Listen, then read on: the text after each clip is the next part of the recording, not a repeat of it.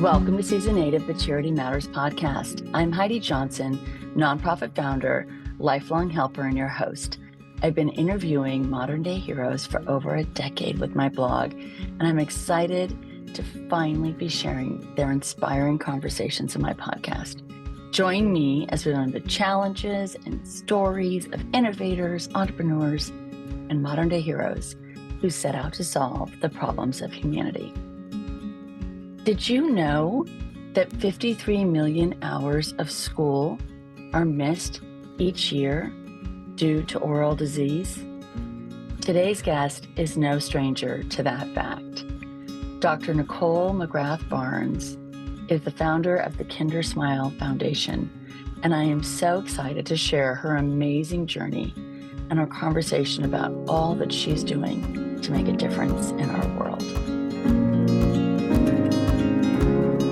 I'm so excited today to have Dr. Nicole McGrath-Barnes join us from KinderSmile. Welcome, Nicole. I'm so happy you're here. Oh, thank you for having me. This is exciting, and I'm just always so thrilled and humbled to just share my story and allow it to have a triple effect on all who are, those who are listening. Oh, it makes me so happy because that's really the mission of this, is to hopefully magnify your efforts and magnify and have people like you inspire other people to find their gift and to use it to help other people. Yes. And that's really why we have these conversations and why they're so important. So I'm really grateful for you for doing that. So before we get into the whole story and all the fantastic things that are KinderSmile, tell our audience quickly what it is that KinderSmile does. Sure. So KinderSmile Foundation is a 501c3 nonprofit organization based in northern New Jersey. And the mission is to increase oral care access and oral care education for low-income children and perinatal mothers and their families. And our vision is in hopes to eradicate the number one preventable disease, which is oral disease. And that every child has a chance to see a dentist.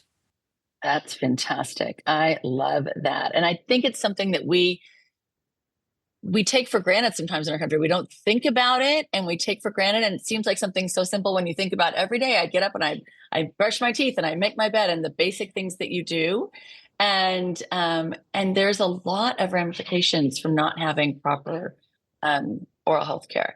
So let's go back a little bit. Let's rewind the tape, because I always, I've interviewed hundreds of nonprofit founders, and no one ever has told me when they were little, when they grew up, they wanted to be a nonprofit founder. There's always a lot of road between where we start and how we get here. And so we want to talk a little bit about the journey today.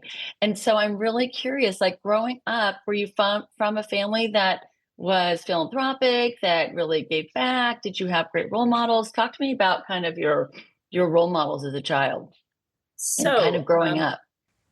So actually growing up, I can't say that I can identify multiple role models. My mother, of course, was one. And immigrants from Jamaica, West Indies, my mother worked very hard, and she poured into us, giving back in her own way.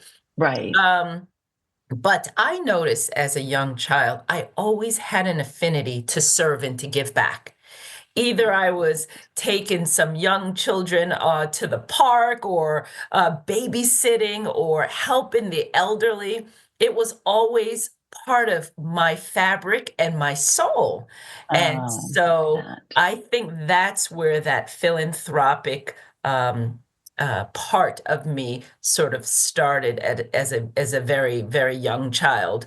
In terms of becoming a founder of a nonprofit organization, that sort of stemmed later on in life when I completed dental school, 1991.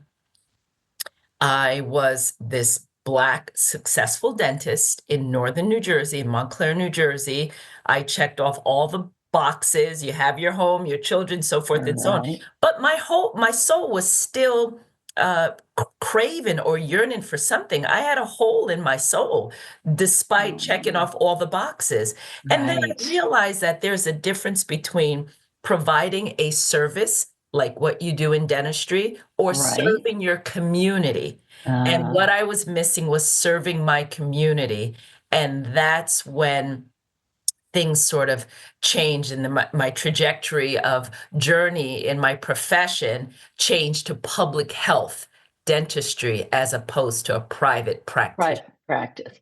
So I know everyone that I've interviewed, and I've done my research and a little bit of my homework, so I know you at a moment. But everyone I've talked to, there's a catalyst, there's a story, there's a moment, there's something that happens that just is that light bulb for all of us that start nonprofits, myself included, um, where we know we are being called to serve. And Yes. there's no, you cannot fight it, you cannot ignore it, and like you said, your soul is screaming at you like, wake up, do you hear me? Like it's like a battle cry that you know it's time to roll up your sleeves and go. So why don't you share with us that moment for you, because obviously you, like you said, you've gone to dental school, you've done all the right things, you're off to the races, and yet something is missing. And then what is that moment that changes everything for you?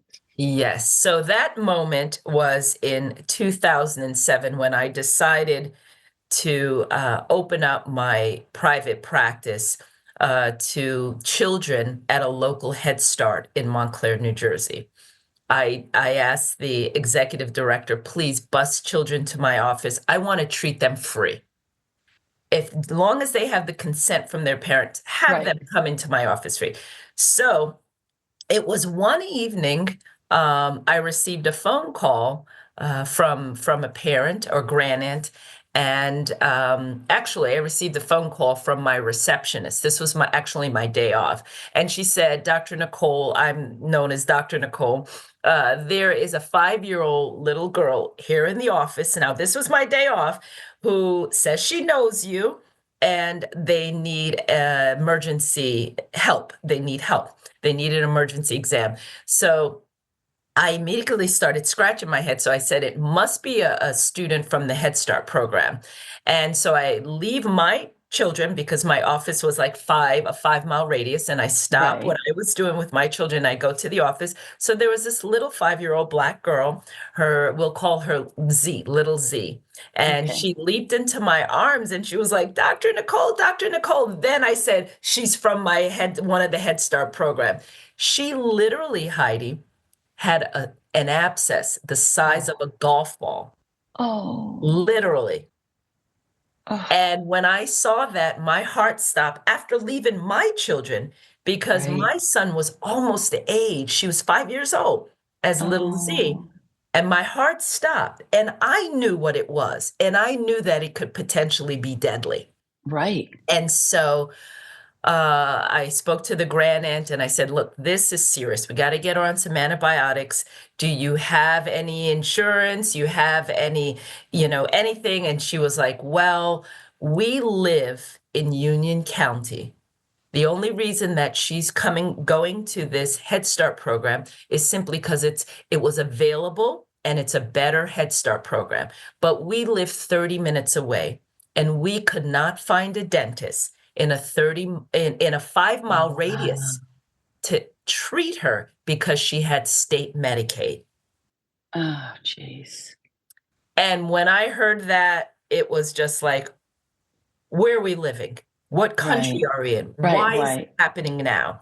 Right. So I wrote a prescription for some antibiotics. I said, you have to come back. This tooth, Right. unfortunately, has to be extracted. Right. And I said, if you don't come back in 10 days, I'm coming to knock on your door. And I said, do you have money for prescription? She was like, yeah, we're good. I'm so grateful that we found a Mm. dentist. And she said, the reason that we got your information because you were putting notices in their goodie bags and sending that home. So when I opened up Little Z's backpack, I saw your Oh, information. She said, other than that, it would have been the hospital. So Wow. that night, Heidi, I went home and I could not sleep. I fell to my knees and I had a long conversation with God. And I said, what am I doing? And it was that moment, November 2007, Oh, that I started KinderSmile Foundation, a nonprofit oh. organization. Knew nothing about a nonprofit, nothing. By the way, none of us do. That is the number one common thread with all of us. None of us know how to do it. Yes. And so I did my homework, my research. I went to my accountant the next day and I said, look, I want to start a nonprofit. And he said, you're crazy. And I Yep. said, absolutely, That's the second thing. positively not. You're crazy. Number one is we don't know, and number two, we're all a little crazy. Number three, Yes. we're also usually type A. We're major doers. We Yeah, don't overanalyze. We just jump in and do. that's So right. those are the common traits that I have found in all these magical human beings that I am so privileged to talk to. So talk to me, because not knowing what you're doing, at the end of the day, I mean, I think people have such different thoughts about nonprofits. I mean, you're a businesswoman, you're running a private practice, so you're already an entrepreneur as is. And people forget that nonprofit founders are also entrepreneurs. Yes. And except we're running a business based on kindness, which is a really bad business model. It's Yes. really hard. So talk to me about some of the challenges. And when you're doing this, I mean, you're still dealing with your paid job, you're trying to support those patients, you're trying to support these other patients, and you have a family. Like, Absolutely. right? So talk to me about these challenges as you were starting. What were some of the early challenges of doing this in Well, 2007? some of the early challenges, Heidi, were I'm juggling, like you said, a private practice while starting a nonprofit. So I couldn't just end Wow. my private practice. No. You need funds to pour Right. into the Correct. nonprofit. So I had that nonprofit for about 10 more years so that I can afford to leave that private practice and start the Right. nonprofit, right? So Wow. some of the challenges as a woman entrepreneur, you're balancing family Right. life because you're driven by your passion. You're driven Right. by that there's a problem and I can solve or I can Yes. contribute to the resolution of this issue. Right. So, I would say family life and then balance in family life. And then also trying to get other people in my profession to understand why I'm doing Right. this, the necessity, right? Was Right. very, very, very difficult because public health dentistry is not necessarily viewed as a successful entity of the dental profession. Well, right. And you also have had to spend a lot of money, and you have a lot of debt from dental school. So you have to right that ship and make sure that's paid off, that you're okay in order to help other people. It's like put the oxygen mask on first in order to help other people. So there's a lot of pieces to this. It isn't as simple as like I have this gift as a talented dentist. I'm just going to give it away. I wish it was that simple, but it's not. It's it's It's it's not. not. It's not that simple at all. But there are benefits, a plethora of benefits for being a nonprofit and in public health dentistry. There's Well, and can I just back up before we get to the sure. benefits? Because I do want to get there. But I think one of the things that you said is you had to convince your other dentists to do this. And I think that when we talk about things that nonprofit founders have in common, and you also use the word passion, I often refer to them as passionaries, because one of our jobs is to take our flame, our excitement, our fire, our passion for this project, for this work, and to ignite it in others. And it's not easy, but it is a critical piece of the formula. So talk to me about getting other dentists to feel your love for Z and these children, and you see this need and to connect that. How was that? Was that really Oh, difficult? it was extremely difficult. The first 5 years, I would speak to my colleagues, dental colleagues at local component meetings, or literally just go down the list of dentists in that area.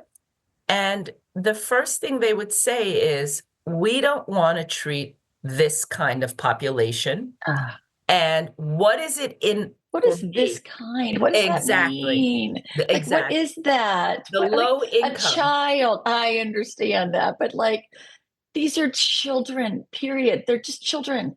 They're children. That's Children are children. Like it's just children.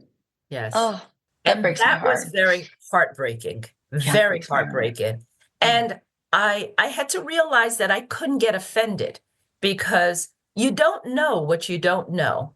And if right. you don't know that 53 million hours are missed of school every day due to oral disease or annually due to oral disease, you don't know that. I didn't know that. I didn't know that either. Exactly. 53 million hours of Hours school. are missed annually due to oral disease. Wow. So Wow. if you don't know, so I use it as a way to educate my colleagues, Brilliant. not to get offended, but to educate them. So the Right. education took at least 7 to 10 years. Now we have a list of Wow. volunteer dentists who are willing to participate, who are willing to open up their doors and to treat our children and our Oh, patients. So I it's love worth it, the that. persistency.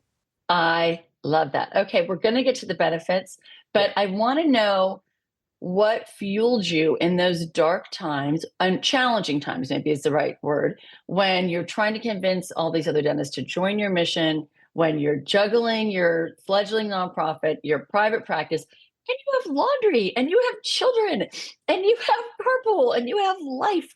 I mean, what fueled you to keep going in those moments? Well, actually, to be very honest, what fueled me was my faith that I was brought here for a reason. This is my purpose. And when you I, know that you know that you know this is your yep. purpose, there's no such thing as giving up. And Amen. you understand that there will be dark times Yep. and there will be light times, but you Yep. still persist because it's bigger than me. It It's is so serving much. a community and Right. it's creating a legacy. Oh, amen. And Yes. I think I say this jokingly, but it is true. I always think about that Harry Met Sally scene Yeah. with in the deli with Meg Ryan, and she's like, I'll have what she's having. And I feel like people who have a purpose, which nonprofit founders, we all have a purpose. We know we've been called to serve for some reason in something bigger. But people look at, I'm not saying they look at us different, but there is a joy and a light when you have a purpose and you know why you're here that changes your entire life. And I feel like we have challenges getting there, but the gift in that is so unbelievable. And that really leads to kind of the benefits because and the impact of what you've done and we don't get into this. Every nonprofit founder I've ever interviewed is like, if I could just help one child. Like when we started our nonprofit at Children's Hospital Los Angeles in 2002, our motto was one spirit, one soul, one child at a time. If we can help one child to have a chaplain by their bedside, if we can help one family to have faith, in a time of need, then we've done our work. And every nonprofit founder I've interviewed since, they're like, if I can just help one child. And then, of course, it grows and grows, and we set new goals, and all these things happen. And here we are. So, talk to me kind of about some of the successes that you've had because you've been at this for a minute, Dr. Nicole. You've Yeah, been at this for a minute. exactly. So before I start there, I wanted you, when you asked me what made me start, and I told you the story about little Z. Yes. What confirmed that after my conversation with God? I literally said, if this is my purpose, confirm it. If it's me, then take it away. If it's just something that self-serving, take it. That the next morning, Heidi, I was reading the ADA quarterly news. 12-year-old Diamante driver a Black boy from Prince George's County, Maryland, a predominantly Black community, died from that same toothache infection that little DZ had. 12 years old. The mother was burying her first child because Oh, no one wanted to treat him because he had Medicaid. And all it would take was 2 minutes of writing a prescription. wow. And that was my confirmation that this Right. is it. That you knew you were being called, and this was the sign that this was the green light. Go, go. Absolutely. Absolutely. I mean, it seems it always, and I wrote a book and about this journey, and I have a chapter called "It Always Begins with Loss," because somehow the beginning is the end. Yes. Somehow it takes an ending like that, a tragic ending, unfortunately, to drive us forward. That's right. And it's heartbreaking. But then when you look back and you think of the impact and all the lives that you and your organization have changed in all these years,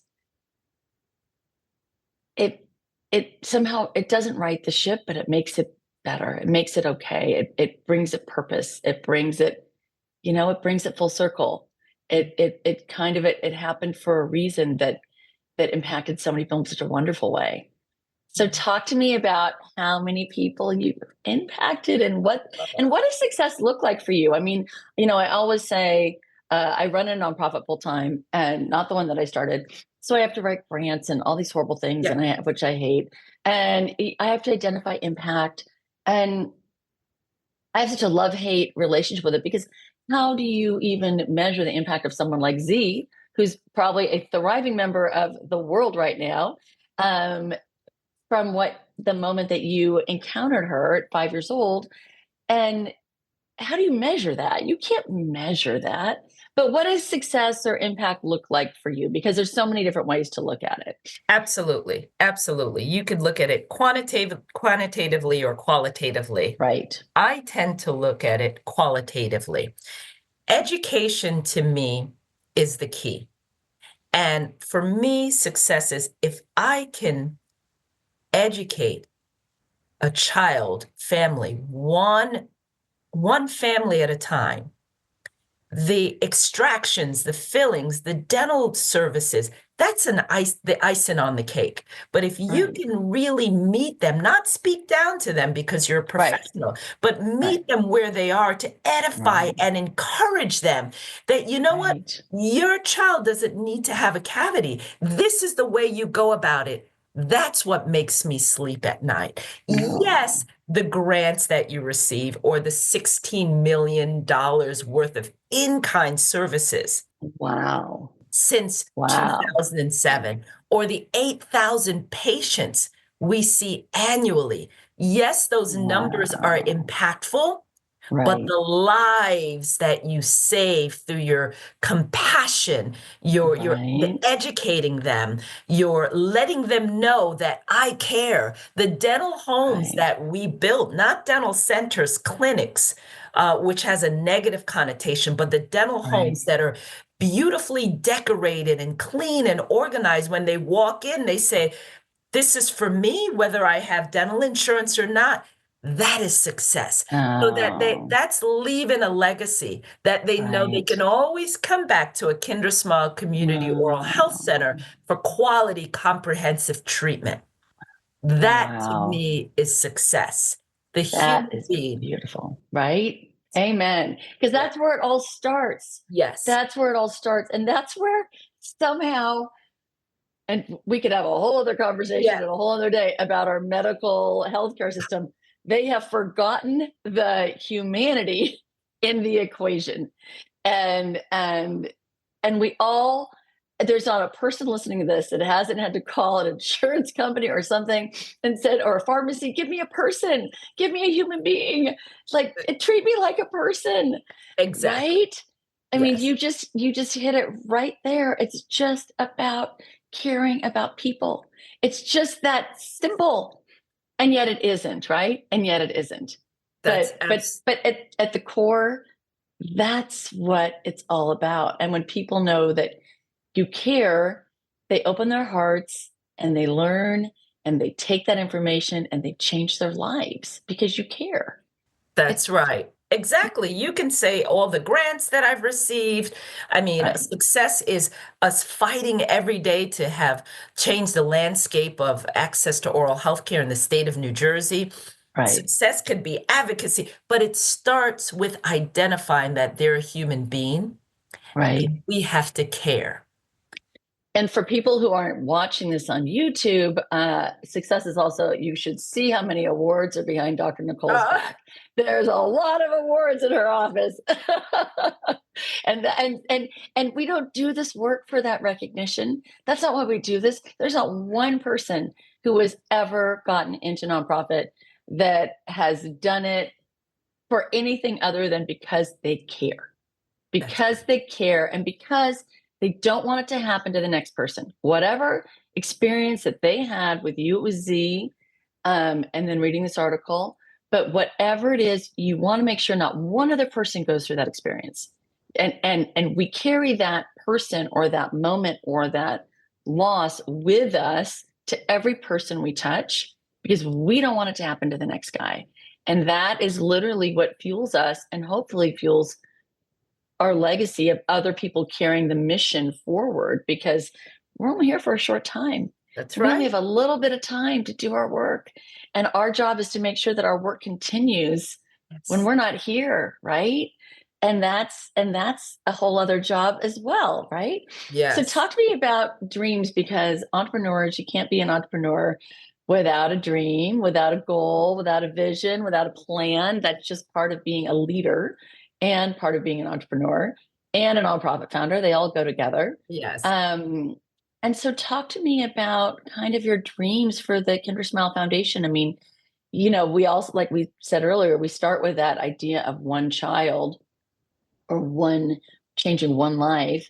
But as it grows, our dreams grow, our vision grows. And so, talk to me what the big dream would be. I would say the big dream would be expansion. Our KinderSmile, our dental homes, our KinderSmile community oral health centers, I would like to see that in other areas in the country. A dental home that is opens the door to the underinsured and the uninsured. Just to Right, take our model and have it in other indigent areas because we know the model works. We know the right. mission and the vision is so impactful, and we know, and it will help build those states. And also, as any nonprofit founder or CEO, the sustainability. Right. The Right. Just the sustainability, monthly the bills, monthly bills, the the sustainability, overhead. the Nobody ever, and for people listening, nobody ever wants to donate to keeping the lights on because it's not sexy or making the payroll because it's not sexy. But it's important. The operating cost, especially in what you do, the operating overhead, I can only imagine to run a dental home, not clinic. I noted that is significant, and there are real expenses that we have when we run these businesses that are run on the kindness of others. And people, all I run a youth leadership organization. People always want to give me scholarship, which, by the way, is lovely. It's wonderful to give scholarship. And it's wonderful to say, I want to help, Dr. Nicole, I want to help a child.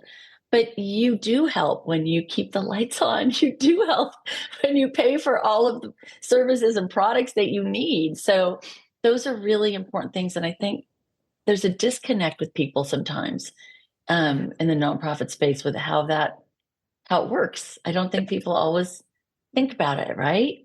That's right. That's right. The Well, general operating expenses are crucial because if the lights are not on, we can't treat right. the patient, You can you know? see what And the you're patient doing. comes in exactly. So, Right? I mean, it's basic, but and yet people forget, which just is, it's a frustrating thing that one of yes. the challenges that we run into sometimes. So talk to me about, this has been, I mean, it's an incredible journey that you've had. Incredible life. You are young. Your journey is, you're not, you have still a long road ahead of you. Um, but what life lessons have you learned since that conversation with God and that moment with Z and that article? I mean, everything kind of changed from that moment on. And what have you learned in that time? I learned that, first of all, the word obedience blares out, right? When you're called to do something, trust and have that faith. Mm. But I learned also that persistency wins and humility connects. Oh, God. Persistency wins and Wow. humility connects. Because when you're humble, you realize it's not about you.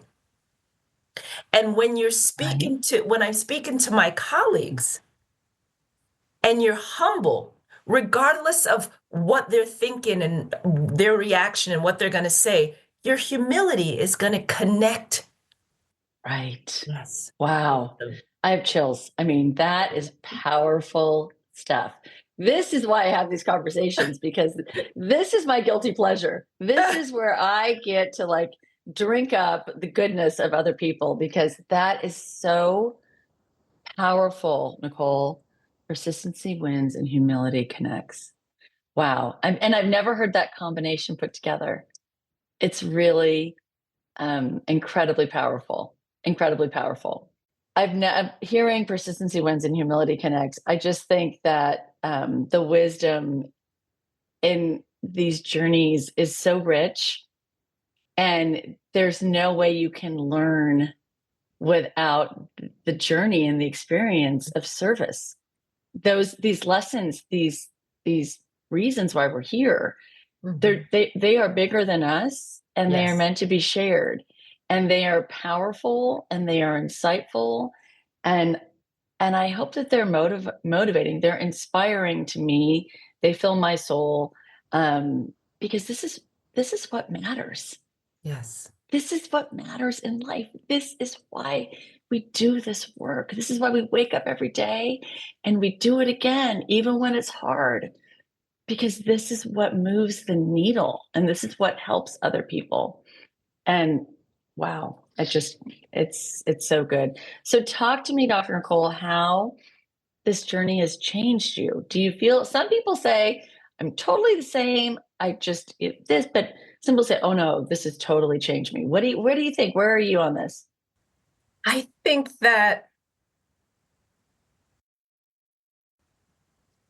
I don't know that it necessarily has changed me, but it has revealed a lot of things that might have been suppressed or hidden along this journey. Interesting. I think we go through so much every day. Each day is a and to me, each day is a military operation. It's like commands, it's like a command center, right? Even if you're just a mom, it's a military operation, let alone having a thriving business and nonprofit. It's an organizational blur some days. We're doing strategic operations, Yes. and we don't stop to pull back and look at the road behind us, because we're so focused on where we are right now and where we have to be tomorrow. And I think when we look back at our journey, um, I think sometimes it's hard to look in the rearview mirror because we're so busy driving forward that Right. we don't look back to say, well, wow, where did we start in 2007? Where have we come? And how did I get here? And wow. And I think that it's important, because when we're kind of our own bosses, I mean, we have boards that we answer Mhm. to and donors, but we're entrepreneurs. There isn't always someone, there are people who receive our services saying, wow, that changed my life, or thank you for doing that, or I'm so grateful for you, or things like that. But we're just moving ahead. We're not looking for praise. We're not looking for any of that. Um, and we're not even looking to where we've gone. We're just looking where we have to go next. But I think we need to stop and say sometimes, hey, okay, maybe this has been a good drive. Maybe this has been a good trip, and maybe there's been some good work here, and I've learned some things along the way. Yeah, yeah, yeah. Absolutely. I mean, this has been a wonderful journey, good, bad, and indifferent. Wonderful, wonderful journey. And one thing I could, as you're speaking, one thing I could definitely say that I get less offended Interesting. And how so? because I think in the early years when colleagues would say, "Oh, insensitive things like what's it in for me?" and I don't treat those, you know, Right, I would take it just a tad bit personal, right? right, But then right, when you step back and you realize that it's bigger than you, but most right, importantly, it's not about you, right, right, then you get less offended. right, And then you say, let me use this platform to educate my colleagues, to right, educate people, regardless of your socioeconomic status or your color or your race or your right, religion. right, This is my purpose. This is my journey. right. So let me educate because you don't know what you don't know. And You this is a don't know that. perfect, exactly. Right. Well, and I do think that back to kind of being passionaries is passion is contagious. Yes. And if you look at your website and you see how many dentists you work with and you see the Yeah. list of people that your passion has ignited in an incredible, extraordinary list of people that are completely aligned with you and your mission. You have done just that, Dr. Nicole. You have educated and inspired so many people, and that is just the gift. And I know everyone listening can hear that passion in your voice because it is contagious. It is exciting, and we all want to feel that. We all want to have what Harry and Sally had. We all want to have that moment where, like, oh my gosh, yes, I want what she's having. She's so joyful and so purpose driven and so excited about what she's doing. And we all want that. And we want to be a part of something like that. So tell our audience how we can be a part of the KinderSmile Foundation, how we can have what you're having, how we can join that excitement and making a difference for child and family and changing a life. How can we support you? Oh, thank you for asking. Well, first of all, visit our website at www.kindersmile.org. We do have social media platforms. We have LinkedIn and we also have Instagram. Um, and we have an e-news that goes out quarterly. We have Facebook.